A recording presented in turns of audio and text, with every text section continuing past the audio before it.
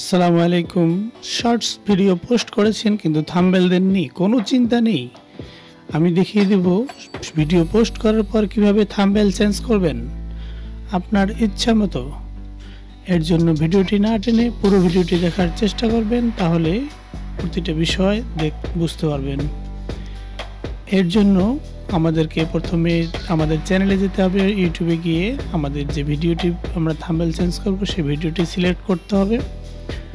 Select করে আমরা ভিডিওটির উপর ট্যাব প্রেস করব।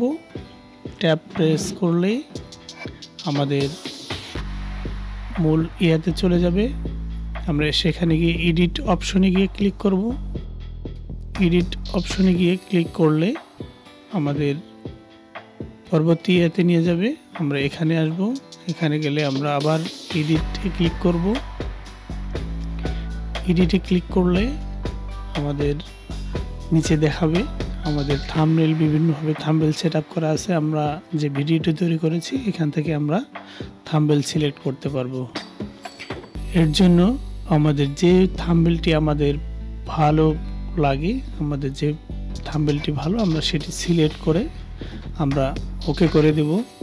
অথবা ডান পাশে এখানে দেখবেন, এখান থেকে আমরা বিভিন্নভাবে থাম্বনেলগুলো সেটআপ করতে পারি। এখানে আমরা যেভাবে খুশি আমরা কালার করতে পারি, আমরা বিভিন্ন লেখা দিতে পারি, দিয়ে আমরা থাম্বনেল সেটআপ করতে পারি।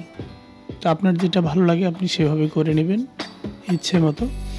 তো আমার থাম্বনেল সেটআপ ফিক্সড করে দেওয়া হয়ে গেছে। আমি এখন সেভ করে দেব। সেভ করে দিলেই আমাদের থাম্বনেলটি সেটআপ হয়ে যাবে। আমরা এখন দেখব আমরা যে ভিডিওটি থাম্বনেল চেঞ্জ করেছি সেটার কি অবস্থা। এখানে দেখুন আমি যে ভিডিওটি থাম্বনেল চেঞ্জ করেছি, পূর্বের যে ইয়াটি ছিল এবং বর্তমান থাম্বনেল। ধন্যবাদ সবাইকে, ভালো থাকবেন। আসসালামু আলাইকুম।